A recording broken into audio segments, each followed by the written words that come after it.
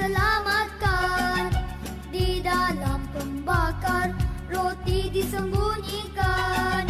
Di dalam peti dia dihanyutkan. Tuhan melindungi, tiada tenggelam. Musa, Musa alaihi salam.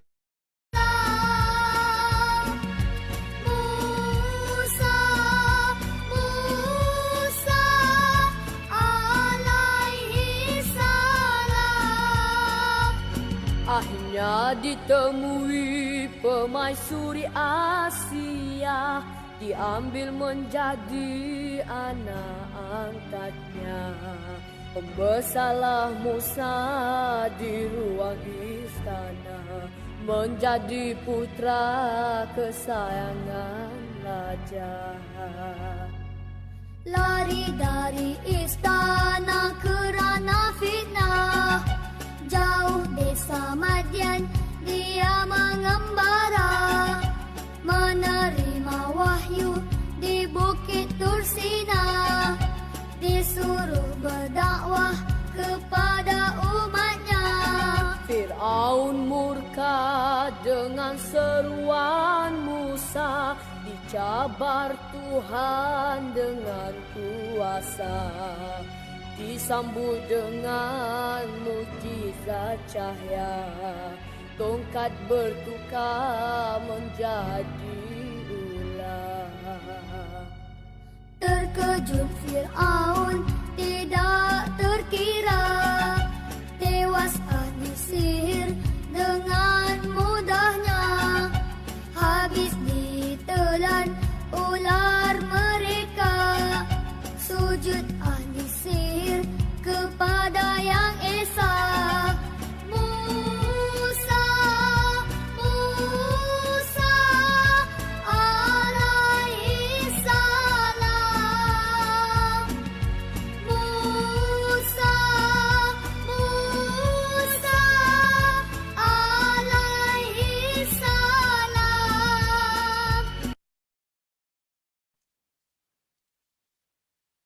Bismillahirrahmanirrahim. Assalamualaikum warahmatullahi taala wabarakatuh. Tuan-tuan, puan-puan, sidang hadirin, sidang penonton, sahabat sahabiah, tuan-tuan guru, para asatizah, ibu ayah yang dirahmati oleh Allah Subhanahu wa taala sekalian. Alhamdulillah, syukur pada Allah Subhanahu wa taala dapat lagi kita menyambung kisah Al-Quran pada siri yang berikutnya tentang Nabi Musa alaihissalam. Dan hari ini kita akan menyambung lagi kisah Nabi Musa alaihissalam yang bertajuk tentang gadis Madian. Bismillahirrahmanirrahim. Alhamdulillahirabbil alamin wassalatu wassalamu ala sayyidina Rasulillah wa ala alihi wa sahbihi ajma'in. Sebelum ini tuan-tuan dan puan-puan dirahmati Allah, Nabi Musa alaihissalam kita telah ceritakan beliau keluar daripada negara Mesir kerana telah melakukan satu kesalahan, iaitu membunuh seorang daripada kalangan Qibti, bangsa Qibti. Dan bukanlah niat Nabi Musa alaihissalam untuk membunuh, tetapi niatnya adalah untuk menyelamatkan seorang di kalangan Bani Israel yang ditindas oleh seorang daripada bangsa Qibti. Tapi oleh kerana Nabi Musa alaihissalam seperti yang kita telah ceritakan sebelum ni, seorang yang gagah, seorang yang kuat, maka tumbukannya yang mungkin bagi orang biasa tumbukan itu adalah biasa, tapi bagi Nabi Musa, tumbukan Nabi Musa itu bukan seperti orang biasa. Maka matilah seorang di kalangan Bani Israel daripada bangsa Qibti. Kemudian Nabi Musa AS keluar daripada kota Mesir kerana Fir'aun telah merancang untuk membunuh. Baik, kita akan baca lagi sambungan daripada kisah itu daripada surah Al-Qasas, kerana kisah Nabi Musa AS di peringkat permulaan ini banyak disebutkan secara berturutan dalam surah Al-Qasas. Jadi ada baiknya maka kita baca surah Al-Qasas yang berkaitan dengan kisah Nabi Musa AS. A'udzu billahi minasyaitonir rajim. Walamma tawajjaha tilqa'a Madyana qala 'asa rabbi an yahdiyani sawa'as sabil. ولما ورد ماء مدين وجد عليه أمة من الناس يسقون ووجد من دونهم امرأتين تذودان قال ما خطبكما قالتا لا نسقي حتى يصدر الرعاء وأبونا شيخ كبير فسقى لهما ثم تولى إلى الظل فقال رب إني لما أنزلت إلي من خير فقير فجاءته إحداهما تمشي على استحياء قالت إن أبي يدعوك ليجزيك أجر ما سقيت لنا فلما جاءه وقص عليه القصص قال لا تخف نجوت من القوم الظالمين قالت إحداهما يا أبت استأجره إن خير من استأجرت القوي الأمين قال إني أريد أن أنكحك إحدى ابنتي هاتين على أن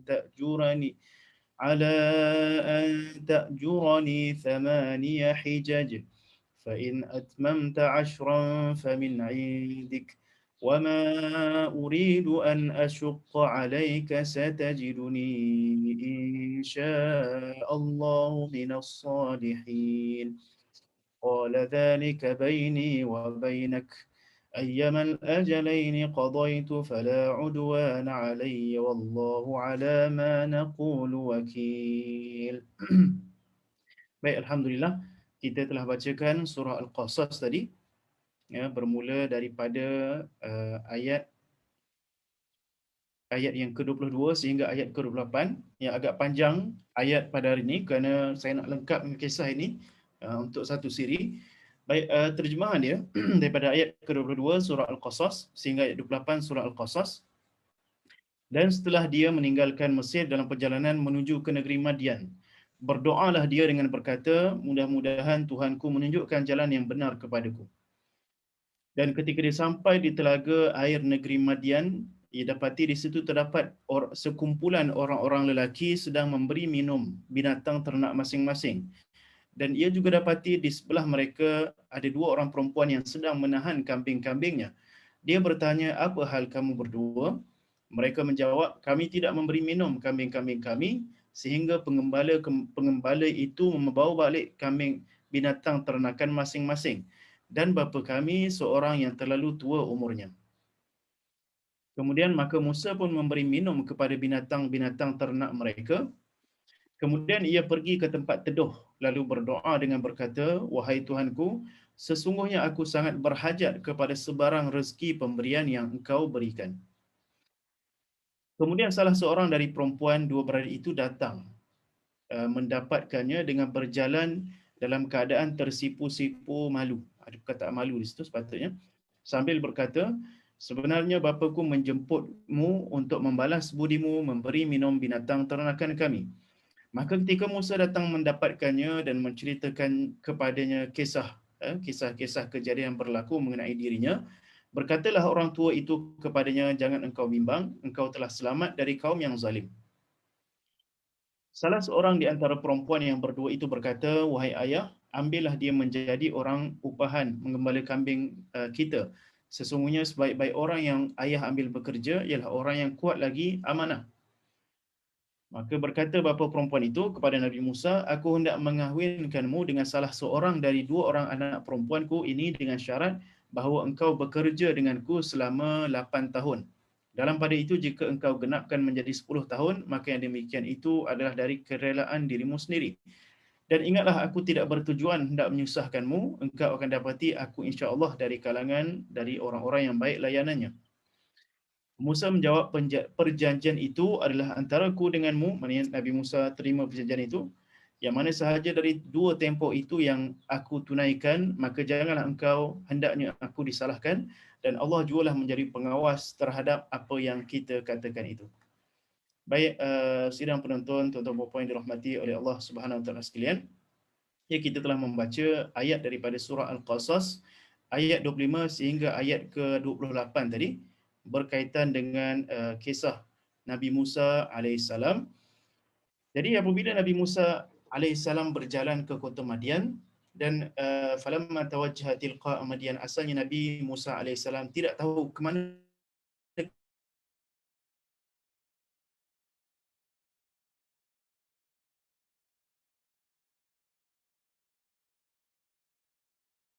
bawa as-sabil. Ya, moga-moga Allah SWT jalan yang betul. Kemudian sampailah Nabi Musa alaihissalam ke kota Madian, ya, yang jaraknya mungkin makan masa tak silap saya 40 lebih hari daripada Mesir sehingga ke Madian di Jazirah Arabia. Dan Nabi Musa alaihissalam bertemu dengan satu kaum yang sedang berada di sekitar perigi, ya, ataupun telaga. Dan dia melihat ramai orang lelaki yang sedang yang mengembala kambing, yang bawa kambing dia dan bagi minuman kepada kambing-kambing dia yang diambil air itu daripada telaga. Jadi Nabi Musa alaihissalam menyaksikan peristiwa itu. Kemudian di satu sudut yang agak jauh daripada satu kaum di kalangan orang lelaki yang sedang mengambil air untuk kambing-kambing mereka, di satu sudut di sana ada dua orang perempuan yang sedang menunggu dan tazudan. Mereka berdua menahan kambing mereka daripada pergi minum juga, pergi minum bersama dengan kambing sekumpulan kaum itu, ya. Jadi kambing dua orang perempuan tu juga dalam keadaan yang dahaga dan nak minum air, tapi perempuan tu ditahan kambing supaya kambing ni banyaklah, ya. Kalau seekor dua tahan tak adalah susah. Ini kambing ni yang banyak. Ini pengembala kambing yang berada di padang pasir, ya, di semenanjung tanah Arab, ya. Jadi kita bayangkan semenanjung tanah Arab yang mana dua orang perempuan yang mengembala kambing, yang mereka tidak mahu bercampur dengan sekumpulan lelaki yang sedang beri air kepada kambing mereka. Kemudian apabila melihat perkara itu, Nabi Musa alaihissalam ialah seorang yang suka menegakkan keadilan, seorang yang suka membantu orang lain, seperti yang kita dah tengok dalam kisah Nabi Musa sebelum ini. Dia membantu orang di kalangan Bani Israel, ya, dia suka membantu orang, dia suka menegakkan keadilan. Maka melihat kepada situasi itu, maka melihat lelaki-lelaki yang memberi minuman kepada air itu tidak berlaku adil. Ya, kerana setelah mereka memberi minuman kepada kambing mereka, mereka menutup telaga itu dengan batu yang sangat besar. Jadi disebut oleh Sayyidina Umar Ibn Khattab, batu itu hanya boleh diangkat oleh 10 orang. Jadi lepas dia bagi minum kepada kambing dia, kemudian 10 orang di kalangan mereka ambil batu itu, kemudian tutup telaga itu. Kemudian dua orang perempuan itu tidak dapat memberi air yang bersih kepada kambing mereka. Hanyalah diberi air itu, air-air yang lebihan-lebihan yang tumpah-tumpah di bawah, itulah air yang diminum oleh kambing kepada dua orang perempuan ini. Ya, dan maka Nabi Musa alaihissalam oleh kerana nak bantu dua orang gadis Madian ini, maka ditanya kepada mereka, ma khatbukuma, apa masalah kamu, apa keadaan kamu? Kemudian kata mereka berdua, la nasqi hatta yusdira ar-ri'a wa abuna syekhun kabir. Ya, kami tidak dapat untuk memberi minum kepada kambing kami, sehingga mereka semua pergi dan kami hanya mengambil air-air lebihan sahaja, tapi kami tidak boleh ambil air yang dalam telaga tu kerana ada batu yang sangat besar. Dan dalam masa yang sama, ayah kami ialah seorang yang sangat tua. Baik, ayah dua orang perempuan ini disebutkan oleh Al-Imam Tahir Ibn Ashur dan ramai di kalangan para ulama tafsir yang bersetuju mengatakan bahawasanya ayah bagi mereka berdua ini ialah Nabi Shu'aib alaihissalam. Kerana Nabi Shu'aib tinggal di Madian. Walaupun tempoh antara jarak Nabi Shu'aib dengan Nabi Musa alaihissalam agak jauh, tapi ketika ni Nabi Shu'aib sudah berada dalam tempoh umur yang sangat tua. Ya, dan oleh kerana Nabi Shu'aib tua, maka dia tidak mampu lagi untuk melakukan kerja-kerja seharian untuk memberi nafkah kepada anaknya, maka dia minta anak dia yang mengambil air dan menjaga kambing untuk dia. Dan disebutkan nama bagi dua orang gadis ini ialah Safurah dan juga Layya dan juga Safurah. Kemudian dua orang perempuan ini mengatakan mereka tak dapat nak ambil air dan sebagainya, maka Nabi Musa alaihissalam berhajat untuk membantu dua orang gadis Madian ini ataupun dua orang puteri kepada Nabi Shu'aib ini. Maka Nabi Musa alaihissalam pun mengangkatlah batu itu, ya, kemudian dia letak ke tepi, kemudian dia ambil air, fasaqa lahuma. Dia mengambil air dan memberi kepada dua orang gadis itu. Thumma tawalla ila zil. Kemudian setelah Nabi Musa alaihissalam membantu mereka berdua, terus Nabi Musa pergi berteduh, ya, di bawah pokok, ya. Nabi Musa setelah membantu orang terus berteduh di bawah pokok tanpa dia mengharapkan apa-apa saja ganjaran daripada dua orang ini, dan tanpa mengambil kesempatan dengan perempuan, tanpa mengambil kesempatan untuk kacau dia ke, untuk dia pinang ke apa, tidak, Nabi Musa alaihissalam terus Nabi Musa alaihissalam setelah membantu terus berpindah, terus pergi ke bawah pokok untuk berteduh. Kemudian Nabi Musa alaihissalam setelah membantu, maka dia pun berdoa kepada Allah Subhanahu wa taala supaya Allah Subhanahu wa taala memberikan rezeki kepadanya. Kerana Nabi Musa alaihissalam dalam perjalanan sepanjang lebih kurang 40 hari itu dikatakan Nabi Musa hanya memakan daun-daun kering sahaja. Kerana di tengah padang pasir sukar untuk mencari makanan, maka Nabi Musa alaihissalam hanya memakan daun-daun kering sahaja di sepanjang perjalanan. Jadi Nabi Musa alaihissalam berada dalam keadaan yang sangat lapar, sangat berhajat kepada makanan. Maka Nabi Musa alaihissalam berdoa kepada Allah Subhanahu wa taala di bawah teduhan itu, Rabbi inni lima anzalta ilayya min khairin faqir. Wahai Tuhanku, sesungguhnya aku sangat berhajat kepada sebarang rezeki pemberian yang Engkau berikan. Jadi begitulah seorang manusia apabila dia telah berusaha untuk melakukan apa yang dia terdaya, kemudian dia berdoa kepada Allah Subhanahu wa taala untuk memberikan rezeki kepada dia. Bukan mengharapkan kepada usahanya saja, tapi juga berdoa pada Allah untuk memberikan rezeki kepada dia. Kemudian setelah Nabi Musa alaihissalam berteduh di bawah teduhan itu, faja'at ihdahuma tamshi 'ala istihya. Datanglah salah seorang daripada puteri kepada Nabi Shu'aib yang datang kepada Nabi Musa alaihissalam seorang sahaja, yang dikatakan yang datang itu ialah puteri yang adik, bukan yang kakak, yang namanya Safurah.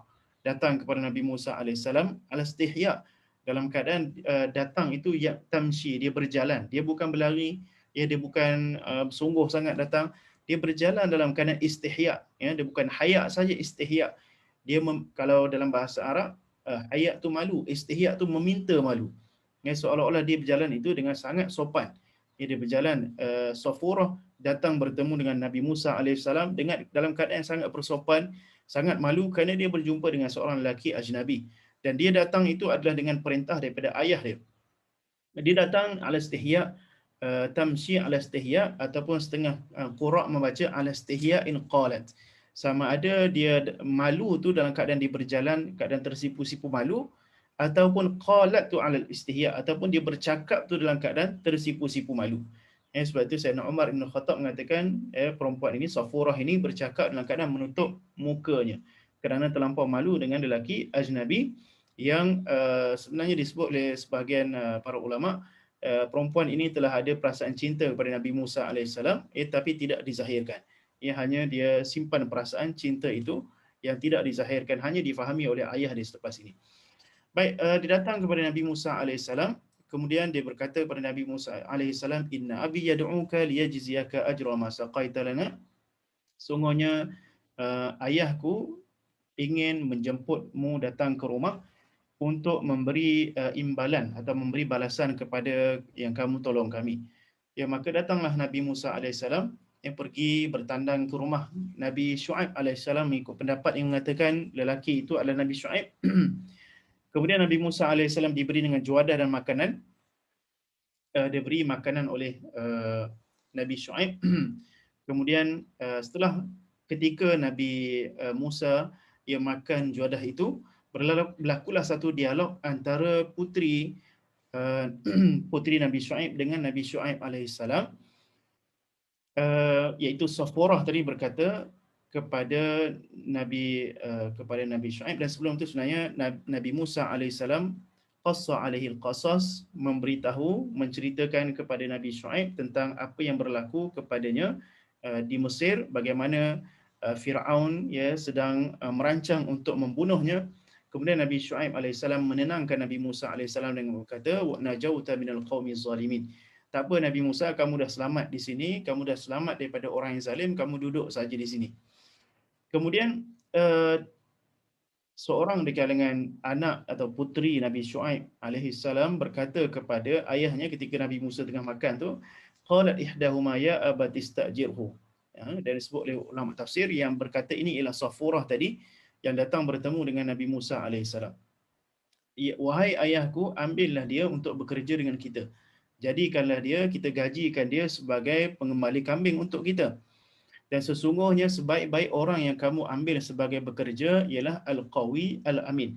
Jadi itu dua sifat yang disebutkan oleh puteri Nabi Shu'aib alaihissalam sebagai sifat yang ideal, sifat yang sempurna untuk seorang pekerja. Seorang pekerja yang pertama sekali perlu ada sikap amanah, yang kedua mestilah orang yang kuat, orang yang kuat, orang yang berkepakaran, orang yang ada kemahiran. Yang kuat tu bukan sahaja kuat tubuh badan, juga kuat intelek, kuat kemahiran dan sebagainya. Jadi itu orang yang terbaik, orang yang kuat, dan orang yang amanah. Amanah itu perlu ada. Kalau kuat saja tapi jahat tak boleh juga. Kalau jahat tapi kalau baik tapi tak kuat pun tak boleh juga. Kerana Sayyidina Umar Ibn Khattab pernah sekali dia menyebutkan, Allahumma inni ashku min dha'fil amin, dha'fil amin wa khiyanatil qawi. Ya Allah, aku mengadu kepadamu daripada kelemahan orang yang amanah, dan juga khianat orang yang kuat. Baik. Kemudian bila kita perhatikan kepada kalimat yang disebutkan oleh Safurah ini, dia tidak menyebut Nabi Musa alaihissalam ialah orang yang kuat dan amanah. Dia hanya menyebut inna khaira man istajarta. Sungguhnya orang yang paling baik untuk kamu ambil bekerja ialah orang yang kuat dan amanah. Dia tidak menyebut Nabi Musa ni ialah orang yang kuat dan amanah. Kerana dia hanya memberi hint saja. Safurah hanya memberi petanda saja bahawa nak suruh ayah dia Nabi Shu'aib AS mengambil Nabi Musa AS supaya dijadikan sebagai pekerja kepada mereka. Kemudian Nabi Shu'aib ialah seorang Nabi yang memahami bahasa anak dia sendiri, dan dia pun mengetahui Nabi Musa AS ialah seorang yang jujur, seorang yang amanah, dan diketahui sebenarnya sifat amanah. Safurah itu mengetahui sifat amanah yang ada pada Nabi Musa AS, kerana diceritakan dalam riwayat dalam tafsir, ketika Nabi Musa AS berjalan dengan Safurah, asalnya Safurah yang berjalan di depan untuk menunjukkan jalan kepada Nabi Musa AS. Tapi Nabi Musa AS tidak mahu untuk melihat gadis itu berada di hadapannya, seorang perempuan berada di hadapannya, kerana sukar untuk dia menundukkan pandangan jika dia melihat perkara-perkara yang tidak sepatutnya dilihat. Maka Nabi Musa AS mengatakan kepada Safurah, kamu berjalan di belakang, biar aku berjalan di depan, dan kalau aku tersalah jalan, kamu hanya bagi tahu pada aku jalan yang betul. Jadi dilihat oleh Safurah, maka Nabi Musa AS ialah seorang yang tidak mengambil kesempatan. Seorang yang sangat amanah, seorang yang sangat jujur, dan seorang yang sangat baik. Kemudian ayah Nabi Shu'aib tadi, ayah kepada Safurah, memahami perkara itu. Maka disebutkan dia bertemu dengan Nabi Musa AS, maka Nabi Shu'aib menawarkan kepada Nabi Musa AS untuk berkahwin dengan salah seorang daripada putrinya. Maka berkata Nabi Shu'aib AS, inni uridu an unkihaka ihda ibnatayya hataini ala an ta'jurani 8 hijaj. Sungguhnya aku ingin kamu berkahwin dengan salah seorang daripada puteri aku dengan mahar, dengan mahar kamu bekerja dengan aku selama 8 tahun. Dan jika kamu sempurnakan selama 10 tahun, itu adalah kelebihan daripada kamu. Kalau kamu nak buat kerja lebih, kalau kamu nak kerja, maksudnya kalau kamu nak, dia tak ada dalam perjanjian. 2 tahun tambahan itu tak ada perjanjian. Kalau kamu nak lebih daripada 8 tahun, tambah lagi 2 tahun, maka itu lagi baiklah jika kamu sudi untuk bekerja lebih dengan kami. Maka Nabi Musa AS menerima tawaran berkahwin dengan anak kepada Nabi Shu'aib AS. Maka Nabi Musa AS memilih berkahwin dengan Safurah, adiknya, bukan kakaknya, itu Laya tadi, dan duduk bersama dengan Nabi Shu'aib AS selama 8 tahun minimum, tapi tidak disebutkan berapakah tempoh yang Nabi Musa AS duduk dengan Nabi Shu'aib AS yang sebenarnya. Dan Nabi Musa AS duduk menetap bersama dengan Nabi Shu'aib, dan mendapat tarbiyah daripada seorang Nabi, untuk akhirnya nanti Nabi Musa AS dipersiapkan untuk menerima wahyu yang pertama daripada Allah Subhanahu wa taala. Baik, tuan-tuan dan puan yang dirahmati oleh Allah Subhanahu wa taala sekalian, pengajaran daripada kisah ini yang pertama ialah Nabi Musa AS berhijrah ke Madian, sama seperti hijrah-hijrah yang berlaku kepada nabi-nabi yang sebelumnya. Nabi Ibrahim AS berhijrah daripada satu tempat ke satu tempat sehingga ke Baitul Maqdis. Nabi Yusuf AS berhijrah daripada Baitul Maqdis ke Mesir. Dan juga Nabi kita Nabi Muhammad SAW berhijrah daripada kota Mekah ke kota Madinah. Jadi kadang-kadang hijrah itu akan membawa perubahan kepada diri kita. Hijrah boleh membawa perubahan kepada diri kita daripada yang tidak baik kepada yang lebih baik. Pengajaran yang kedua, wanita ialah kaum yang lemah, yang apabila kaum lelaki menindas kaum wanita, maka perlukan pengadilan. Jadi oleh sebab itu, kaum lelaki perlu untuk memberikan keadilan yang selayaknya kepada kaum wanita, diberikan haknya. Dan di sini juga kita melihat akhlak yang ditonjolkan oleh puteri kepada Nabi Shu'aib alaihissalam, berjalan dalam keadaan sopan, bercakap dalam keadaan sopan, ya, dan dia juga ialah seorang yang apabila terhalang daripada ambil air, dia tidak pergi bergaul dengan lelaki, berebut air apa semua, kerana menjaga daripada pergaulan antara lelaki dan perempuan. Itu akhlak yang ditunjukkan oleh puteri Nabi Shu'aib yang sepatutnya menjadi teladan kepada wanita-wanita atau remaja-remaja perempuan pada hari ini. Kemudian antara pengajaran yang kita boleh dapat daripada kisah ini, iaitu seorang lelaki boleh meminang kepada perempuan di bawah tanggungannya. Ya, seperti Nabi Shu'aib meminang untuk anaknya sendiri. Ya, maka boleh untuk seorang yang jika dia berkenan dengan akhlak seorang lelaki solehnya, agamanya, maka boleh untuk diminang untuk anak dia ataupun orang di bawah tanggungannya. Dan akhir sekali yang kita dapat pengajaran daripada kisah ini, dalam mazhab Syafi'i, boleh mahar itu dalam bentuk manfaat. Yang bermaksud boleh untuk kita menikahkan anak kita contohnya, maka dengan mahar lelaki itu bekerja dengan kita. Ya, mahar dalam bentuk manfaat. Ya, seperti mana Nabi SAW juga pernah berkata pada seorang lelaki yang ingin berkahwin dengan seorang perempuan, Nabi SAW kata, hal ma'aka minal Quran, adakah kamu menghafal Al-Quran? Jadi Nabi mengahwinkan lelaki itu dengan seorang perempuan untuk dengan syarat maharnya kamu kena mengajarkan kepada dia Al-Quran. Kerana lelaki itu tak ada duit untuk membayar mahar kepada perempuan itu. Baik, itu pengajaran daripada kisah Nabi Musa AS kali ini. InsyaAllah ya, pada episod yang seterusnya kita akan terus kepada lepas Nabi Musa berada di Madian, Nabi Musa nak kembali semula ke bumi Mesir, menyambung perjalanan dakwah Nabi Musa AS di kota Mesir. Jadi setakat itu sahaja dulu untuk kali ini. Jazakumullah khairan. Terima kasih kepada semua. Ya, mudah-mudahan ya, kita dapat menyambung lagi pengajian kita sehingga mungkin kalau tak sempat tamat di bulan Ramadan, kita akan sambungkan lagi selepas Hari Raya Aidul Fitri. Jazakumullah khairan yang mendengar semua. Ahlan wa sahlan akhi Hilmi Faiz dan ada juga Hani di sini. Assalamualaikum warahmatullahi wabarakatuh.